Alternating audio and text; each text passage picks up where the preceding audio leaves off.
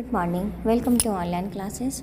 अभी हम लोग हिंदी में डॉक्टर ओम प्रकाश शास्त्री की लिखी कहानी यमराज से संवाद पढ़ रहे थे। यमराज से संवाद में अभी तक हम लोग पढ़े कि मृत्यु अटल है। बताया गया है कि मृत्यु अटल है, इसको कोई टाल नहीं सकता।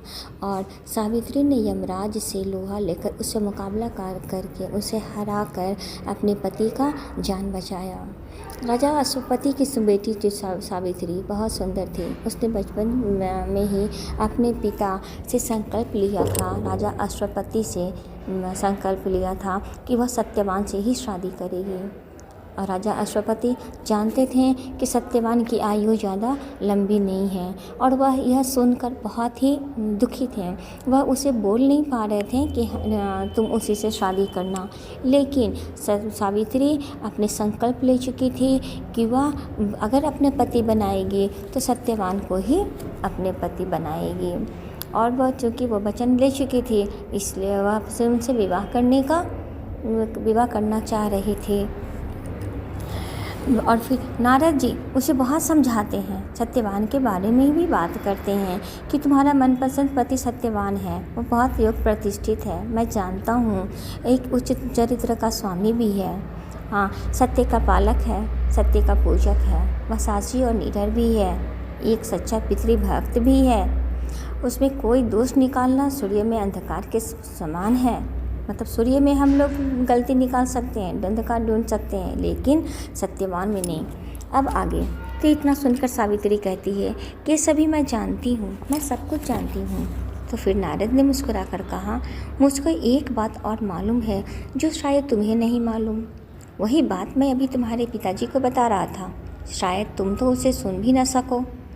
यही बात ना कि सावित्री सत्यवान की जन्मपत्री में लिखा है कि आज से ठीक 1 वर्ष बाद उसकी मृत्यु हो जाएगी। सावित्री ने कहा, मतलब वो जानती थी कि सत्यवान की आयु लंबी नहीं है। उसका जन्मपत्री, उसकी कुंडली में लिखा है कि सत्यवान अब 1 ही वर्ष तक जीवित रहेगा। इतने साहस और निडरता से सावित्री ने ये शब्द कहे कि दोनों श्रोता दंग रह गए। दोनों मतलब राजा अश्वपति और नारद, दोनों ने सावित्री की बात सुनकर हैरान रह गए, चकित रह गए कि ये जानती है सत्यवान के बारे में, फिर भी वह उससे विवाह करना चाहती है। सावित्री के पिता ने क्रोध मिश्रित आश्चर्य से पूछा। सावित्री के पिता को क्रोध भी आ रहा था, गुस्सा भी आ रहा था और आश्चर्य भी। तो दोनों को मिलाकर वह पूछे, फिर भी तुम उस युवक से विवाह करना चाहती हो?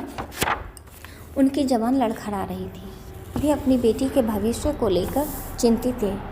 जब राजा अश्वपति ने देखा कि सावित्री को पता है फिर भी वो शादी करना चाह रही है, और ये पूछते समय उनकी ज़बान लड़खड़ा रही थी, क्योंकि उन्हें चिंता हो रही थी कि उनकी बेटी का आगे क्या होगा। अगर सत्यवान नहीं रहा, उसकी मृत्यु हो जाए तो उनकी बेटी का क्या होगा। नारद ने कुछ सोचते हुए सावित्री की ओर देखा और पूछा, तुमने यह कैसे जाना? क्या तुम सत्यवान के माता पिता से मिली थी? हाँ, सावित्री ने उत्तर दिया। सत्यवान के जन्म के बाद जिन पंडितों ने उनकी जन्मपत्री बनाई थी, उन्होंने उनके माता पिता को सावधान भी कर दिया था।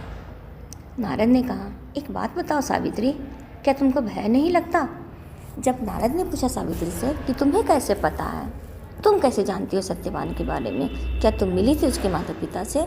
तो बोली हाँ, क्योंकि सत्यवान के जन्म के बाद जो पंडित उसकी जन्मपत्री बनाई थी, वो भी उसके माता पिता को सावधान कर दिए थे। तो फिर भी नारद ने पूछा कि तो क्या यह सुनकर भी तुम्हें भय नहीं लगता? दुखी अवश्य हूँ, सावित्री ने गंभीरता से कहा, लेकिन भय नहीं लगता।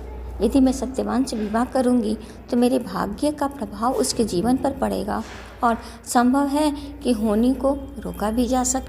होनी अर्थात जो होने वाला है, जो अनिष्ट, जो मतलब घटना घटने वाला है। सावित्री की बात सुनकर नारद मुनि ने उठते हुए कहा, होनी को कौन टाल सकता है पुत्री? राजन, इस विवाह में अब रुकावट न डालो। महाराज, तिलक की तैयारी करो। सावित्री सत्यवान का विवाह हो गया। उनका वैवाहिक जीवन सुखी था।